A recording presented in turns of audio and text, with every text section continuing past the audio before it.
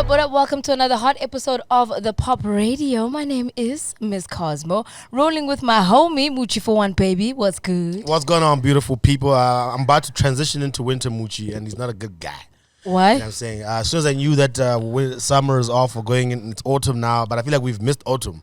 Yeah. We've just immediately gone into winter. Yeah, and I don't understand. We don't deserve that. You know what I'm saying? We woke up one day and it was just like a light switch. Yeah. And I don't feel like we had enough. And it was a very like wet and weirdly cold summer as well. You know what I'm saying? Since December. So I don't know, man. But here we are in apparently the pits of winter all of a sudden. But we're going to keep you warm at home. Yes. Of course, with the hot pop radio episodes. And as usual, we have a special guest joining us today right here. On my left, we got the amazing, talented musician, actor extraordinaire, BU. That's the best intro, bro. So far, usually like, tell us about you. So who are you? Why are you here? Why are you here? We don't know you. Who's Boo? Which one do we call you? Is it Pooh or is it BU Yeah. or is it... Which one is it? Every time. So it's both, yeah. But Yeah. anyways, BU. Thank you for having me, guys. Really I know we're talking appreciate about your name after they've been called 3 different things, I think. You know what I'm saying? Or the director who called you Tando, you're like, this nigga just call me by my real name. Yeah. Like, I go by BU, and I think I walked up to you, I said, is it Boo or Bo? Oh, BU, And you're like, actually, it's BU. And I was Yeah. listening to your music, Yeah. and in the music, I think I heard you saying, you're pronouncing it Boo. Yeah. Yeah, I know you had the soft voice in the song. Yeah. I was like, Sexy hey. voice. Thank you so much for joining us, man. How you Thank you living? for having me, guys. I really appreciate it. Yeah, I'm well, man. I'm good. Just a little tired, but it's nature of the beast. Wapusha, Hey, spine. bro, that's all it is. So, obviously, coming to Pop Radio, we're just here just to chat about you, to chat about exactly what you've been up to, the things Yeah. you're busy with. Obviously, for those who are watching a lot of your TV shows right now, obviously we know that you're on Showmax, but we're going to get into adulting in a moment. But we do want to know just a little bit about you as Lutando before we get into BU, because Lutando must come from somewhere. Oh, Lutando. We're happy. Yes. Huh? Lutando is still a child in me that doesn't want to grow. You know, it's like There's nothing wrong no one with calls that. me that though. Just the Really? funny, yeah. No, so when someone calls me, I'm like, did you just? Even at home. They call me TJ at home. TJ. Puma player. Where does That's the TJ crump come name from? right there? You used to be a dancer? Crump kid, yeah. When? What is the name of the crew? Let's start there. Nah, no one knows it. we battled and lost. You don't want us to Google the name of the... yeah, it doesn't the exist. guys. I was joking. Do you know why Sipo was excited? Why is Because he that? was ready to battle you right here, now. right now. I'll take Let's your go. heart out, throw it. What are you to bomb talking about? Take you on a walk, nigga. Got your heart in my chest. Yeah, Eating it. That's what's up, bro. Now, everybody who used to crump, definitely, I feel like they've transitioned. I don't know what it is. Yeah. What do you think it is that a lot of dancers in the industry, there's not a lot of dance... Well, I mean, dance culture, there was a time where it was really, really big in South Yeah. Africa, for Yeah. example. And then it kind of died down a little bit, but we are a dancing nation in general. Yeah. You know what I'm saying? Yeah. So what do you think it is about a lot of people in entertainment, where you speak to DJs, musicians, actors, that all of them kind of start, or a lot of them have this rooted thing coming from dancing. And a lot of them don't stay professional dancers. A lot of them kind of transition at some point and be like, actually, now I'm more of an actor, more of a musician. What do you think it is about dancers that you guys are so, is it versatile? It's weird because I don't think I can speak for everyone, but Sure. I think more than anything, it was a social thing. You know, because Okay. I wasn't originally a dancer. I was originally a rapper. Okay. You know, so that's the first thing that I got the rap bug first. Yeah. That was first. And then I was like, where do I go for the rap events? When I got there, all the dancers were getting the girls. Yeah. So I was That like, used well, to be a thing. well, Wow. by rap, let's become a dancer, you know. So I enjoyed that. I flourished, you know, met a lot of people. And like you said, a lot of people in the industry now that you might still know you from that background. And that's Yeah. beautiful because you built it from that stage. So Okay. I think it was more of a social thing, network type of thing. Of course, and do you think that's part of the, I guess, maybe the dance culture? Because you guys are actually in the background. Half the time, even if you're a crew, as a crew, you move as a unit. So you are XYZ crew. Yeah. You know what I'm saying? Even if there might be the popular guys there. Yeah. But then when you are, you usually either dance for shows or you dance for other artists as part of the crew. So you're in the background. But do you think being in the background gives you an advantage, perhaps? Because that's where you get to reinvent yourself. You know, that's when I actually stopped becoming being a dancer. Yeah. When it broke my heart, actually, a friend of mine told me, "You're always going to be backup." All right. And broke my heart. Like nobody will ever know. You know, it didn't connect until like the very like there's no dance show where it's just you are performing as a dancer. That's You're true. competing. You know, it's never just you. But if you're a singer, it's just you. If you're anything else, actor, it's you on the screen and you know other people. But yeah, I changed immediately when I learned that. You said, That was actually, this was fun. Let me go back to actually what I was doing. But you the know? thing is, all of these things create who you are. Yeah. It's your journey. It's you.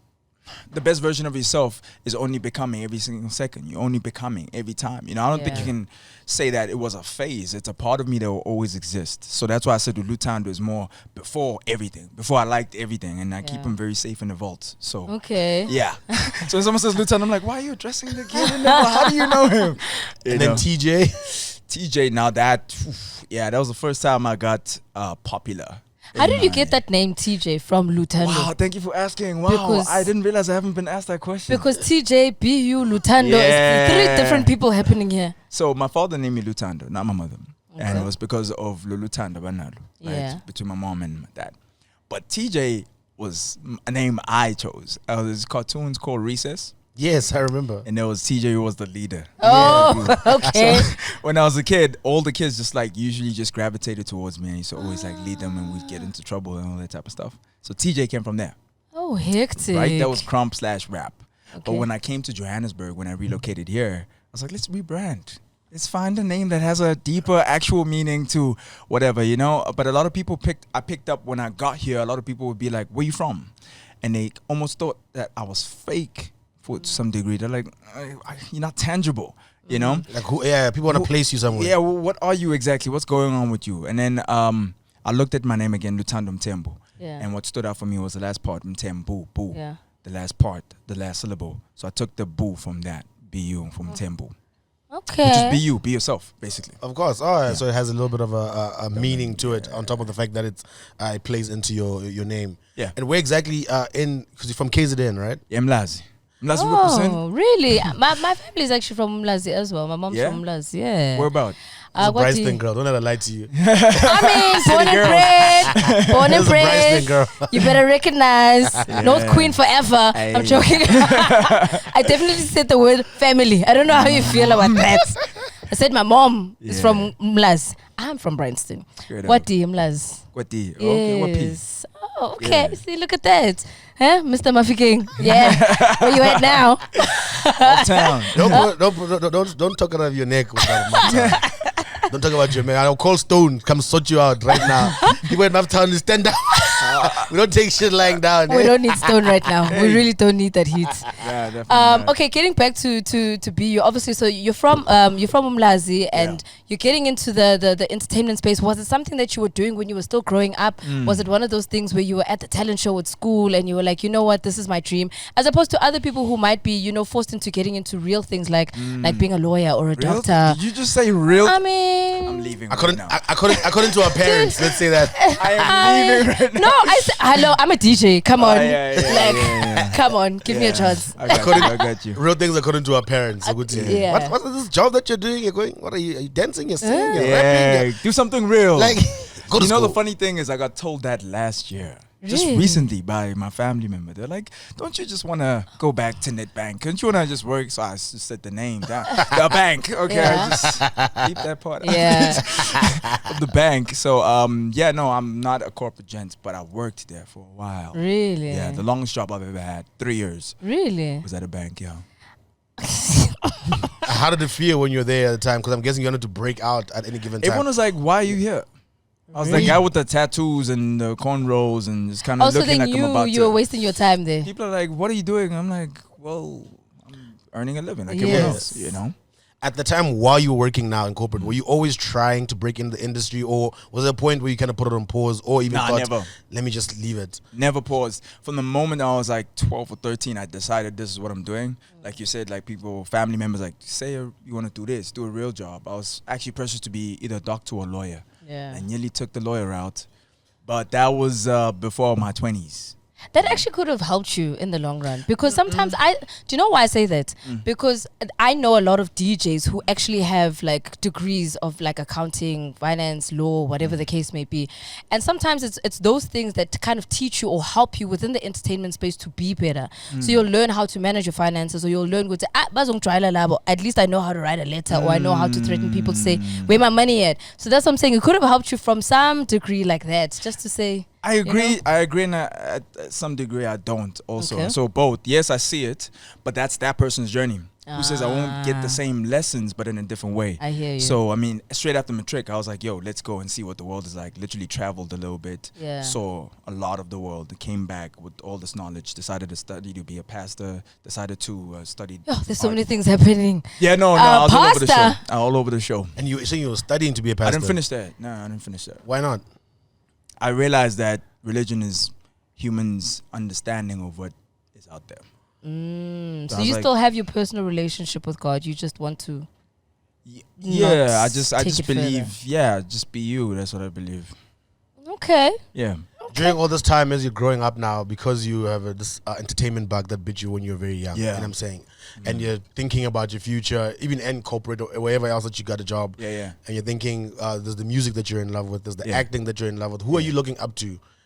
Who's inspiring you at this stage? Who are you like, man, this person moves in the way that I want to move, or here's somebody who's. So you're got- talking about when I was in Netbank? Yeah. So basically, like, let me just say, in your 20s, you know, what In I'm my saying? 20s, it's completely Early different. 20s, like, who are you looking up to? Who are some of the people that you were? Early 20s. Okay, before I was 20s, when it was teens, it was all Eminem and those 8 Yeah. Mile, Stomp the Yard, because Yeah. of the crumping scene. But 20s, that's when I got married. So that was very different. Yeah, no, we've lived. We love. You know, the name is You Luciano. put ew. No, it was a mistake. I pressed the wrong button by mistake. I was like, to marriage. What is this girl? What are you trying to say about love, yo? Hey man, to each his own. Yeah. Take us down that journey. I'll just touch on it. Yeah, Yeah. sure. A bit. Yeah, I'm a firm believer in love and what is it? Commitment. You know? So I wanted to explore the highest level of committing to someone. I wasn't planning on coming out of it, but unfortunately life happens. you Okay. know? Gave it my all, gave it my best. Didn't want to quit. Some point I had to quit. Yeah. That's the tricky part about getting married so young. And I think a lot of people who do kind of get into it in their 20s, maybe they say, you know what, this is something I want to get myself into. But then they don't realize that there's still so many other facets that come into marriage that you possibly maybe want to give yourself time Yeah. before you jump into it. That's my personal opinion. Yeah. But, you know, You think time changes it? I don't necessarily think it's time. I think it's experience.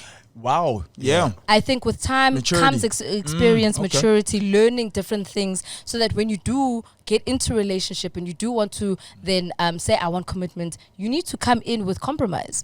And that only comes with experience and learning how different people behave.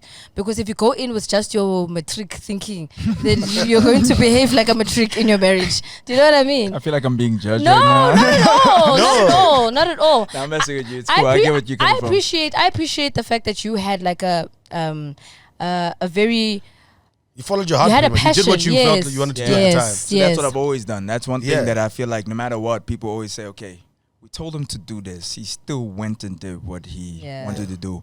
There's something I was thinking about when I was driving. I'm going to actually put it in a song. And some, actually, I might not need to say that. I shouldn't say it because someone's going to bite it. I'm joking. I'm going to say it. So the black sheep that turned into a goat. Yeah. That's what I was going to say. Oh, dope. All right. Yeah. And I really believe that as a black sheep, the mindset is to always go left. Do your thing. That's what being you is about. You have to find you the way that you want to find out. You know, F around and find out. That's so true. Tell us about how you found a little bit of yourself going into the Big Brother house. What was the thinking with actually even applying for being in the house? Because, you know, it's a little bit invasive, if I have to be honest. They're watching you. bit. I mean, I don't think it gets more invasive. Shower hour. That's what I'm going to say. Literally. Shower hour. I mean, they're watching your every move. Yeah. So when you decide, okay, this is something I'm going to enter, how do you make the decision to say, I'm going to pay my all by being in a house like this where everybody can experience every part of me? Because you're in there for possibly 2 months. They're going to experience the good and the bad, the dressed and the non-dressed. You need to make that decision before you sign up. Why did you decide to go in? So just to tap back, just take a few steps back from what you had said. Trevor Noah, Black Coffee, Charlize Theron, Elon Musk. Musk. Yeah. Musk. Yeah. Said his name wrong. Some people that do inspire you. All right. People who Okay. have some lineage here. Something from here that I'm looking at. I'm like, damn, how did they get from here to... That's been the hit list. Okay. You know? And when it comes to what you just asked me in terms of feeling comfortable with that, I just like the key to doing what you want to do is not listening to everyone. Like not caring. I mean, maybe caring is putting it loosely because you will care to some degree. You know, if someone tweets about you something and it kind of stings, I don't care. That's your ego. You do care. Yeah. I mean, it's an opinion, but you know, you're a human being at the end of the day, etc. So going into the house, I was like, well, I have the ability, and I know who I am. I have the ability to just shut everything out. You know, I've done that before. There's a stage in my life where I went through depression, you know, like crazy depression to a point where I'm not proud of this, but there was a suicide attempt at some point, you know, and I survived that. And I just look back and I thought I had to go through some really dark pits to get to where I am. Yeah. Nobody can tell me anything about my story. Only I can. Yeah. What was it like though? Like going again, I want to stay with Big Brother for a little bit because I've got a few questions around it. So more like he has a question to know whether he wants to go inside or not. You want to rock, dog? No. I won't lie. There was a point where in my 20s, my friends would always be like, "You should go to Big Brother. You know, you're A, B, and C. You'd be a character there and everything." Yeah. And I think I considered it, but there was a time. I don't know if there was a time where it paused a little bit, Big Brother. Yeah. And the focus was Big Brother Africa and Big Brother Nigeria, and then it came back, and so I think that's probably what threw me off. And then I was over the stage, but there was a point where I was like, I actually would rock this thing. Why is there a stage? Why don't you still? Nah, like I said, I think it's like what we were saying about growing up, or there's times where everything has a season, and there was a season in my life where I felt like I would go into Big Brother because I was like, I'm at a point in my life right now where I would do something like this, and the only person I could have to worry about or who's involved in it is me. Yeah, okay. It's all about me and it's not about nobody else. I got you. Now I feel like I'm over that stage, and now I consider other things beyond myself. So and that. Because of that, I feel like it's not part of my character anymore. So you don't have the balls to do it anymore. It's not the balls to do it. I don't want to show my balls on TV. That's the problem. I just feel like I don't know if I want to show my balls on TV. You got something to be ashamed of? What's happening, bro? Nothing. I don't want to cause a panic in the country. Did you see Sipo last night? I feel like ESCOM has caused enough darkness. We don't need to take this down another road. Now I'm just playing. But like I said, I think all these things, like I said, have their season. And there was a time where I thought like that would be a fun thing to do. Yeah. You know what I'm saying? Even now I kind of think about it. Maybe they'll do a different type of Big Brother and I'd be like, you could be involved. Because I do feel like these things, especially when they're very personality based and they do stretch you as a person, right? So you're in the house for quite a time. What was the point? What is the biggest lesson that you learned or something about yourself that you never thought that Big Brother was going to be the thing that teaches you or brings that thing out? What the hell? That's a very good question. Yeah. And I do not know how to answer you, bro. Because there's so many like micro lessons that I picked up.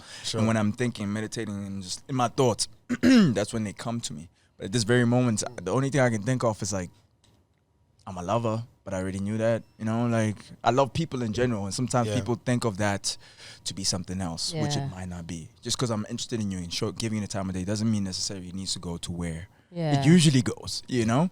I'm a flirt. And I learned that it can be very toxic. Oh. Now that I did not know. Oh, wow. I did not know how toxic it can get, you know. At some point, people were like, you a dog. I'm like, okay, oof, I guess, you know, because I don't care really what people think like that when it comes to why do you, like, for me, I know it comes from my traumas that I've sustained sexually from being young, being, going through my hardship. Can I talk about that? Absolutely. It's up to Where you. the tissues at, bro? You say I'm about to cry. I'm joking. At a young age, I was raped. Yeah. And I spoke about this on the show. And the funny thing is, I found it weird that it didn't connect. It's almost like they might have just went to an ad break during the part where I was opening. I'm like, this is what happened. Oh, like in the house now, we're talking about. Yeah. I spoke about it openly, and I decided not to do that. But when I was in there, I was like, fuck it, let's do it. So that level of vulnerability was shown to the whole country, but I don't think people care about men's, it's like, That's it also is very tricky. You know, You're absolutely right. It is very tricky. I think we are living in a world now that's, like you said, you touched, for example, about mental health, suicide, and now sexual abuse. And these are things that are very common in this country. Of course, especially for men. It's great that there's conversations happening more and more. People are opening up and finding the fact that you can speak that way. Because at the time, I feel like people wouldn't say it at all for different reasons. You know what I'm saying? Not just the shame of it or the, like, what will people say or whatever. Do I have the support? But definitely, I think we're a growing nation that's literally trying to find the words to speak. We know how to speak to women about it, but we're now realizing that, not realizing, but understanding that it's not just happening to women. And it seems like we're still trying to find the language to how do we speak to boys and young men about sexual assault, because we're in a country that most of the sexual crimes are committed by men. So it feels like we're desensitized to the fact that men also go through that shit. Do you think it happens most to men? I mean, to women? From men? Because most sexual assaults. Let's not talk about stats. Let's just talk about, like, because I feel like hurt people. It's got to come from somewhere. There's there's something deeper there that has happened to cause that little boy to grow up to decide to be a man that does that to another. Yes. You know? Absolutely. Because I don't know. At some point, I brought it up to a group of females who were. So when I was working at the bank and I walked into the office and there's these girls that were talking about something that happened in the news, someone got raped, a female, and I could relate. So I stayed in the room and I was like listening, and I tried to share my perspective, and they were like, So I just, it's happened to me too. Then they laughed. They literally, they were like, like they thought I was joking, and I was like, oh, I walked out. Okay. You know, but that's the tone in essays. They even said something about how did you get hard then. Yeah, you know, I'm like, what was the mindset in that? I think that's also where the knowledge, or maybe say the teachings, need to come in with conversations like this to raise the awareness that this thing is a very serious conversation. Firstly, secondly, people are going through it, and it is an emotionally it's an emotionally breaking thing to kind of go through. And if you're going to go through sexual abuse, it's going to mess with you forever. It's trauma that you're going to deal with forever. And I think for guys, it's harder to speak about because it's not being taken seriously. One, two, also because I think there isn't a space for men to talk about their feelings in general. So if you're not able to open up and be vulnerable just about how you feel as a man, and to even show your son or your father or your uncle and say to your father or your son or your uncle that you love them, if it's difficult for you to even say that word to them, how much more do you have a space to even speak about the experiences that you're going through and the traumas that you're going through? And if women are being hushed, then men are going to be hushed even more, because we ndo denjani and it's like, no, but what do you mean I need to be indota for me to say that I've been through a trauma? I need to deal with it. And it would have been painful if you had actually succeeded in your suicide. Sorry to say that, because then only then would people have taken it seriously. You know, and that's the thing also. The first time I brought it up was to a group of gents, and it was more like a high five type situation. They're like, all the, you know, type of, the one in detail, like, me too, you know. It was like that. And I was like, wait, I didn't mean it, like, but okay, you know, type of thing. Then it becomes, I think it's very common.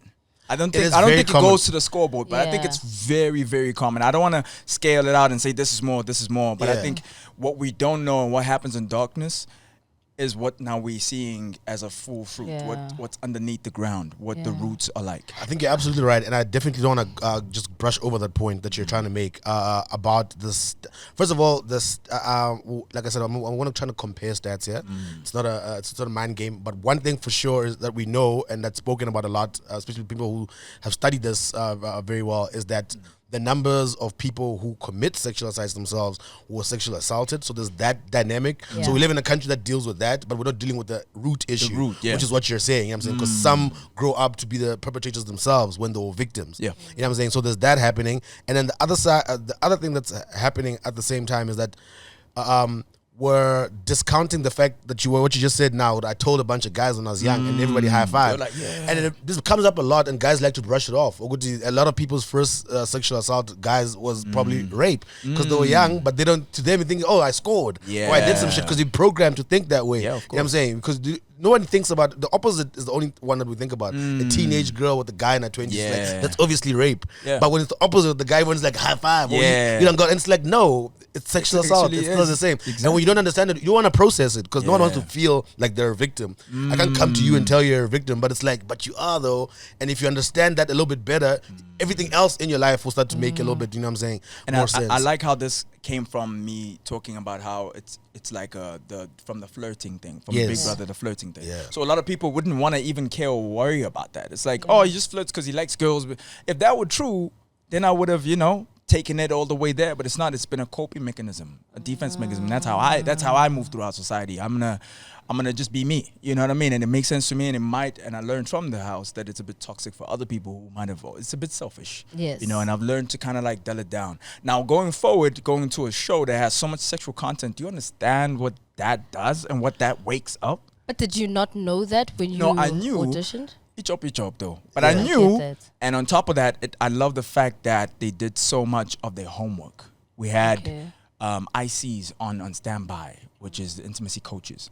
We had therapy that was available. We had discussions to walk us into it.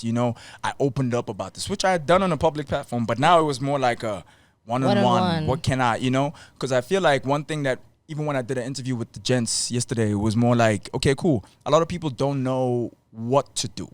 Yeah. They know what they're going through, so they're choosing, especially gents, okay, every weekend I'm going for alcohol, and I'm chilling with the gents. I'm running away from something. You're numbing the pain. Yeah. Maybe I think this is me, but there's actually a deeper layer. I mean, we really do, as a country, I feel like we need therapy.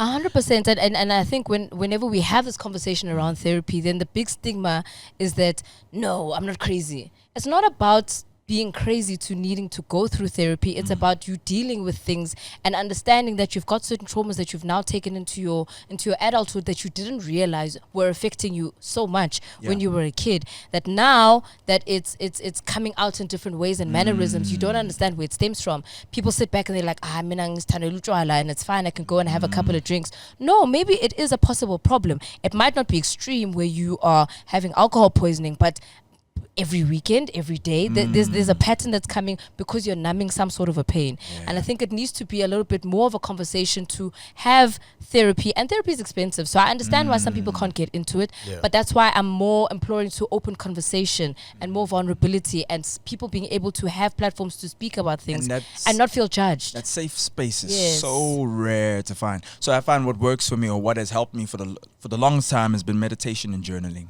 Oh, nice. Like journaling, meditation, or prayer also. But those two things, I have the best relationship in the world in terms of like having a relationship with someone.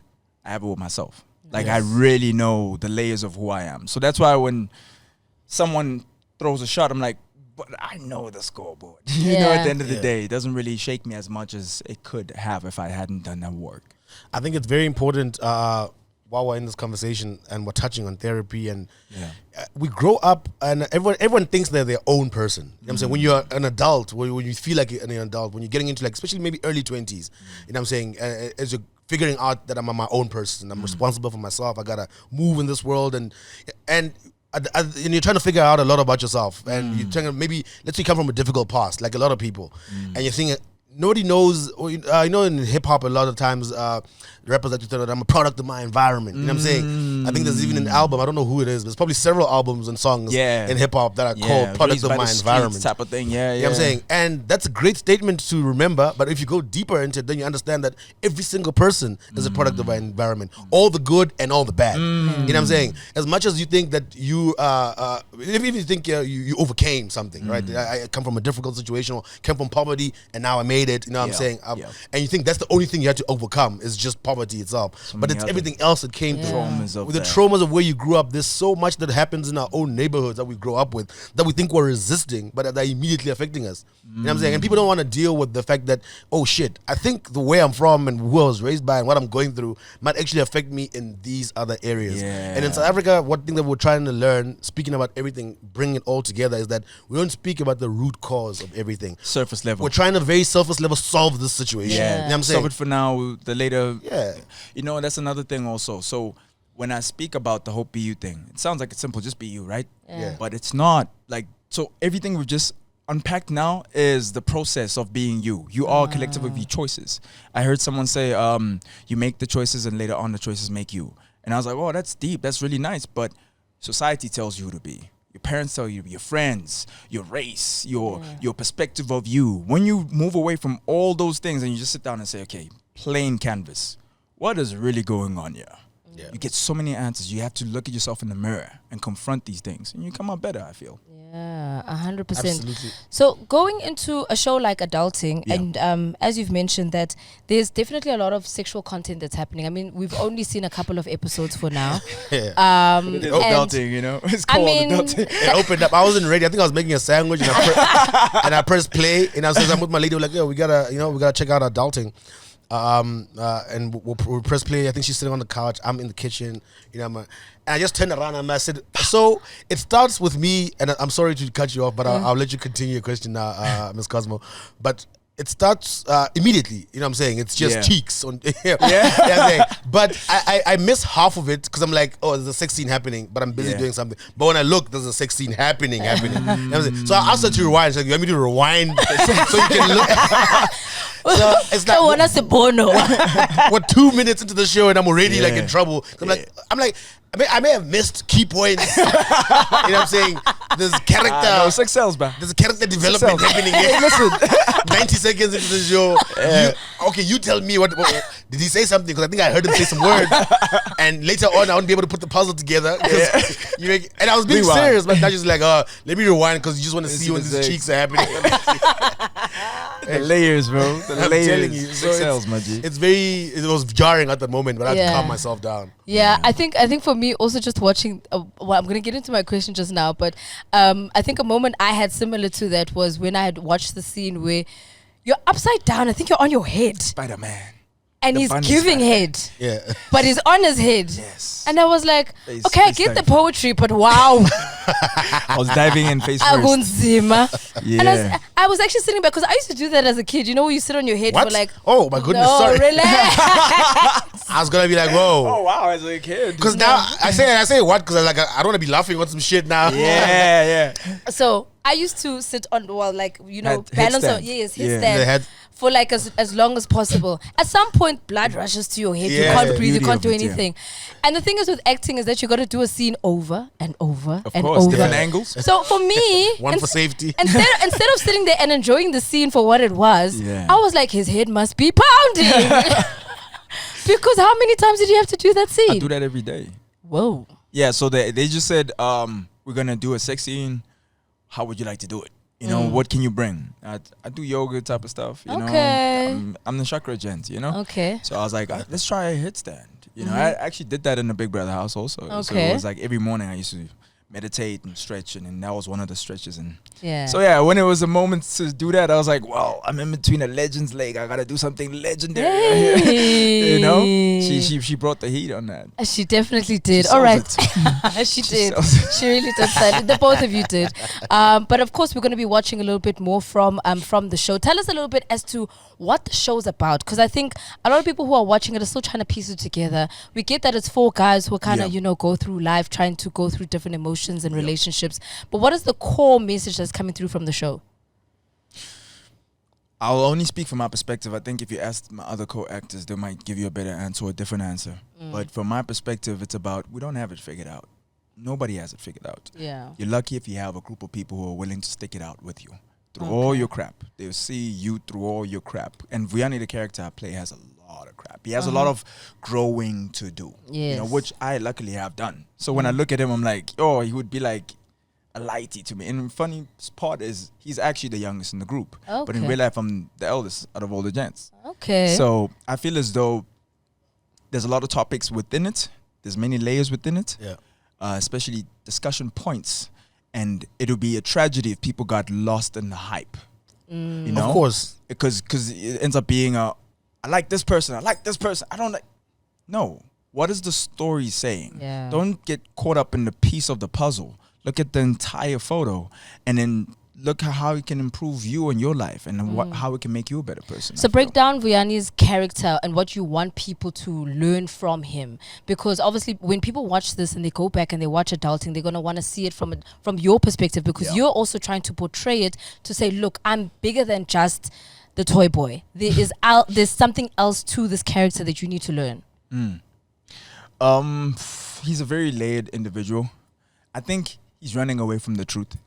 You know, the truth, the deeper bottom layer of it is problems at home. There's no stability at home, really. You know, so I think we can all say our families have layers within them also. So I feel like he's just running away from that. And every time his friend Bonga brings it up, he just wants to tussle. Because the truth is staring you in the face. It will never change. He's Shakira. They call him Shakira. You know, he's selling his butt. You know, that's basically what he does. And in order for me to be able to had learned how to portray him, because I didn't experience that in real life.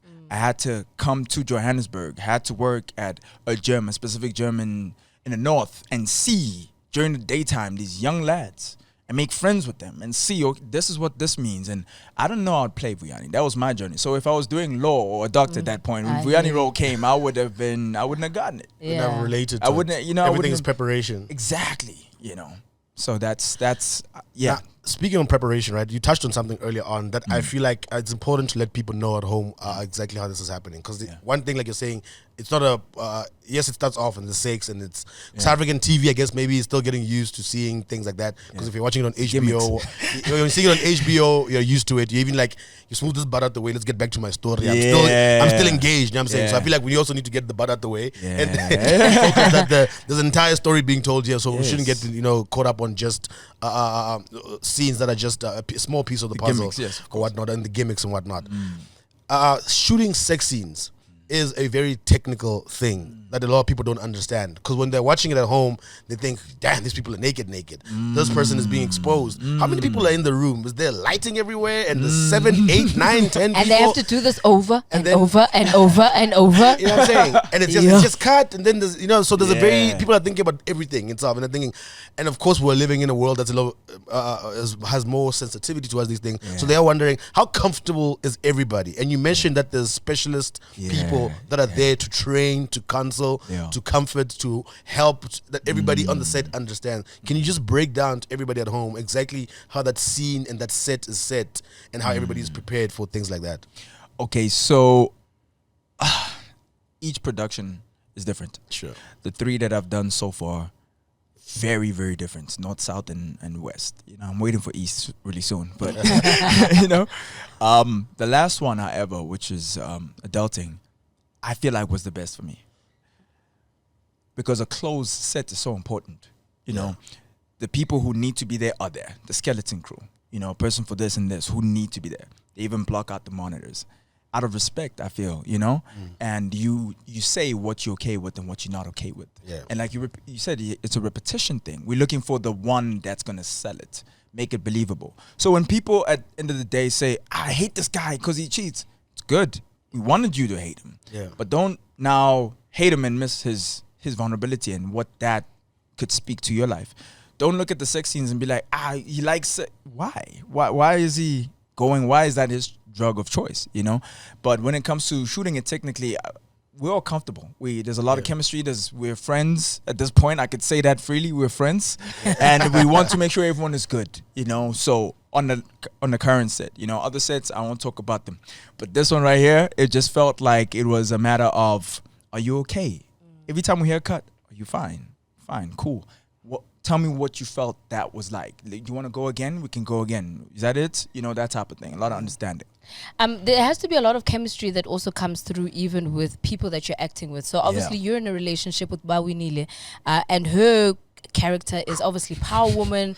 She's MEC. She is, I've got the Rex and you are just there to collect the sneakers. Do you want another pair, my brother? I've got you. You got ready very fast there when she said it's shopping. Which Jordans do you want? I've got you. That's what he's there for. The bag. Secure the bag, bro. So for you who is, at the point, obviously you're still working on yourself. You're working on you getting into acting and I've done a whole bunch of auditions, but as a person who's now getting into a big role like this and you're working with a legendary actor like her, how did you guys actually get into working on your chemistry, or did you have to go out on a date, figure each other out before you could get on set? I was actually trying to go on a date with her. I was like, yo, Bafana. Where Katie? What was that? Bafana. No, Miss I was watching that. I was like, Katie. We are very, very far from La Chocolate here. So your question is, how do we build that chemistry? Yeah. For each person it differs, but for us it was just from jump. Nice. But I guess to some degrees, Sloben, you know, Okay. Umam Tembo was her mother and me, Yeah. Umam Tembo. So already it was more like, I see you. Okay. Let's move together. And I always just let her just lead, Okay. you know, type of thing. Because of experience, but more so that's what the character demands. She has to be in a lead. So it was very comfortable for me to play it. I think she was comfortable. And we still had that synergy and chemistry all day. You know? didn't get starstruck? No. Okay. I think humans are just humans. You Yeah. know, when you focus too much on what they've achieved, it prevents you from achieving. I hear that. I hear that. I like that, actually. I like that approach to things. Of the two roles that you played, obviously one in Adulting, the other one with Happily Ever After, which one do you think challenged you the most? Happily Ever After was a while back. Yeah. I was an extra. Okay. So which are you sure you're asking about that one? Because I had lines, but they just bleeped them all out. Like I studied the lines the day before. I'm like, yeah. And you see the guys walking in with the makeup and they have clothes and they're wearing what is it? A gown. Yeah. And you're wearing your own clothes. Then you know you're an extra. Sit there in the corner. There's a VIP section where they eat, you know. And I always wanted to be the guy in the gown. Now I am. So it's kudos to not giving up. You know? Yes. But yes. that's a difference in terms of that. But I don't think you're asking about that character. So I've done Ayaya. Oh, yes. Yes, Yeah, and I've done Redemption on BET. I think it was Redemption. That's actually the one that I was Redemption. gonna go. Yes. So you're asking me the difference in terms of I'm saying which one actually challenged you? the lead role. Because now as lead, you have to show that is this believable? Because that's what I think acting is. You know, like make it be believable. Like people must say this one is not acting. That's what they must say, you know, but you will know the truth. If they hate you for it, it's great. If they love you for it, it's great. But it shouldn't change you, shouldn't move you from your craft. And I take my craft really seriously. I mean, for this, I auditioned twice. I was supposed to be Bonga first. Okay. Yeah, I was going for the because Yeah. that's how I am and that's who Yeah. I am in real life, you know. So I thought Bonga would land, and it just didn't because of the hairstyle, the Yeah. whatever how I was perceived before. So I went back to like I think 3 acting coaches, and at some Hectic. point I was like, okay, I mean I didn't know I was gonna call back. I was like, I'm improving. Yeah. Something I learned from Denzel Washington. Till this day, he's still getting coached. That's good. You know, so always Yeah. humble yourself enough to do the groundwork. And now, when you think about the characters that you play, right, and I'm gonna Yeah. get to the music a little bit and just touch on that and Yeah. see what's inspiring there. But so we have the music, which we'll talk about in a second, and then you have the acting, of course. And you know, back in the day, they used to. I don't know how much it happens now to actors, but South Africans, you know, when people really get into the character, like you're saying, I want you to hate me if I'm trying to portray Villain, a hateful guy. Then I know that my acting is working. You know what I'm Yeah. saying? That I'm doing my job right. Now you have social media, you know what I'm saying? And between social media and real life, they're meeting you as they're meeting the guy from Ayeye, from Redemption, from what do you call this? From Adulting. Brother. They're meeting the character from Big Brother, you know what I'm saying? Yeah. Who sometimes, of course, is an exaggerated version of yourself. Yeah. So people are dealing with a lot of characters here. At sometimes, are you looking at people's interactions with you, whether it's online and it's in real life, and you're just thinking to yourself, I don't think these people know who the fuck I am. yeah. These people don't know who I'm I so am. happy you pointed it out. Yeah, people switch up, man. Even the ones who you thought knew you, like when you come out of Big Brother and they change how they act. Yeah. Really? Yeah, like for example, I have a friend who was complaining about me not calling, and I was like, but we don't call each other. But also, you also have a. You see, We I never know that call one. why does it have to be a thing now? But I'm also just like, if you're complaining about me phoning, you also have a phone. Yeah, but we don't. We didn't do. We never did that. We were always like text and face to face. Yeah. We never did calls. Now they're complaining about calls. I was like, no. People say I've changed. I think they've They've changed. The changed, perspective of me yeah. have changed, and I'm okay with that too. You know, we can lose friends also. In the Let me tell you process. something. It's The nigga I sad. grew up with in the same neighborhood as mine. You know what I'm Yeah. saying? Who was just we and I were never friends, but we were friendly. It's neighborhood shit. Okay, what's going on, T-Dog? What? Yeah. You know what I'm saying? And then he moved to Joburg, and then after a while, I think I'd seen him a couple of times. Yeah. Like maybe in a club at a party or whatever. Hey, what's going on? I see you moved to Joburg now. Yeah. I chilling. And then he would say, started texting me. I got my number from somebody, like a family member or some shit. So he was Yeah. texting me about some shit, and it was I don't know if something that that he'd seen that I'd done, but he texted me about it. Yeah. And obviously I wasn't trying to be rude because I'm like, it's homeboy. So I just replied easily, you know what I'm saying? Yeah. And then some time passed and it's like, you know, you don't hit me up no more. I'm just like, I don't even know what this means. I'm like, I didn't hit you up when you lived 2 streets away from me. Dude, exactly. I didn't hit you up then. Yeah, What? well, You know what I'm now. saying? So it is weird to see things because I'm like, there's people who can probably say, there's actual friends. Let's say you're getting busy and you're working entertainment. There's actual friends that you're hooked up with. Yeah. That you're like, man, I haven't hit up my boy in a while. Yeah. I haven't seen my friend in a while. Yeah. But they never the one who complain. It's always somebody who's actually not like your homie like that, Yeah. who feels the right to complain. Because the people that actually know you don't complain. don't, You know what I'm saying? Because they'll be like, oh, my homie could be busy. I'm sure we're gonna be like, I know Miss Cosmo's got a hectic schedule, but I know she makes time for me. But when you feel guilty yourself, there's people who are like, oh, this is my homegirl. I haven't seen her in a while. I gotta make time. They never complain in that way. Yeah. But it's always some nigga who grew up 3 streets away from you. Yeah. Who's just You like, just don't you know. think Do- Joburg changed Do you? you I'm like, get do you get that when you go back home? I'm really sad to say I haven't gone back home, man. Ah, I haven't been kumbuleka there. I ya haven't been there. Lutado. So when I left the crib, I think I was 19. No, I was 20. I was turning 20. It's just before I got married. I was turning 20. I was like, I'm not coming back until I have the M's. Yes. And I stuck to that. I love my family. They know that. I'm not going back until I have the M's. And I'm not going back to stay. I'm going back to drop the M's, go and make more. I'm no, not- I understand that, but surely Yeah. Christmas, nyana, not birthdays, really? No, yeah. Okay. I mean, there's so each many his own. layers and answers to that. Yeah, though, and yeah, I yeah. could I go understand. into I them. get that. But like, I feel like I'm from Durban, and Durban is like my soft spot. It's like, it's where Lutano comes out. And if I tap into that too much, BU is going to be deprived and it's going to mess with the process. It's going to prolong the process. I hear I'm you. so close to that. And Yes. it's inevitable, you know? I hear you. So if I go back, I'm slowing the process. I hear get you. that though, actually. You know, Yeah. and I still like saying it's maybe it's a whole other show where we sit and we speak about home and you know what I'm saying, growing up in certain places and how that affects people. Because I think off the bat can be like, when's the last time you went to the crib when you live somewhere and you're from far away, maybe from a smaller town? Yeah. It's always, you haven't been home in a while. It's like, don't worry about it. Yeah. We'll deal with it another day. People at home aren't asking, I haven't been home in a while. So They you don't need- understand. Yeah, They listen. people at home understand. You don't have to ask me. Yeah. I haven't been home in a Exactly. minute. Yeah, but the relationship changes because like I said, how people perceive you completely changes. So it kind of forces you to change. You know, now you're getting the racks now. So where's the monthly tax Yeah. thing? You know, Something. type of thing. You know. Yeah. So all of that changes the tone in which people speak to you. I think it changes in general with responsibility because you can go from a boy to ubaba. Just from being with someone, right? Yeah. So, baba, whatever, that type of thing, it just changes responsibilities and whatnot. So, yeah, I think I'm still adjusting to that, and I'll never stop adjusting to that because my aim and my ambitions, if I told you. Hey. Yeah. Tell us about your aim and your ambitions with regards to the music, because, you know, one thing about South Africa is that we've got a lot of talented people, right? You obviously being one of those where, Thank you. I mean, you can dance. You can you can stand on your head. I mean, Okay, no, I'm That's kidding. just- I'm kidding. I'm kidding. Relax. Okay, obviously there's the acting, there's Yeah. the TV hosting, Yeah. there's everything else around you, and obviously there's the music. And sometimes people feel like maybe when you've got too many fingers and too many pies, they don't necessarily know exactly where to concentrate. So music was your number one from the get. Jump, yeah. But you've had to experience all of these other things for you to actually get to the music. So tell us about how the music is now going to elevate itself now that you've experienced everything else in between. I really hope it does, man. I was telling my friend just the other day, the gents on the set, I was just telling him, I'm so disappointed in myself. I was having a heart to heart. I'm disappointed. I had this dream since I was 13. I'm in my 30s. And only now I'm dropping my first body of work. And they're like, nah, dog, timing.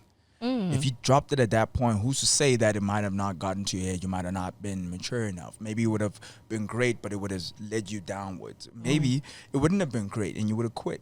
So this is the perfect time for it. So I'm feeling and I'm hoping that it elevates not just me, but the country. I believe when people come up individually, it does wonders for us as a collective. So when somebody's gatekeeping and preventing someone, they're doing it short term, surface, the thing that you said, like they're benefiting maybe from that. But long term, they're actually keeping us all down, you know? So I feel like I just want to be one of the pioneers swinging the flag as high as I can from everywhere in the whole world to let people know that Al Kepulan is alive. And your relationship with Reason, I know you got him on one of your tracks. How's that So link up? Alakan, he's fam, man. I love that guy. He's one of the guys that really saw me while I was trying. Like he really saw me. Because I mean, when he heard so I met him at a family gathering, like a little bride type thing. And I was like, oh, like I said, it doesn't, you could be Tupac or Snoop Dogg or whatever right here. And I'm going to be like, oh, I want to meet the person now. Let's move away from that. So it was that, like that, our interactions. And when we were talking, at some point we got to music. I told him I'd do something. He said, oh, let me hear.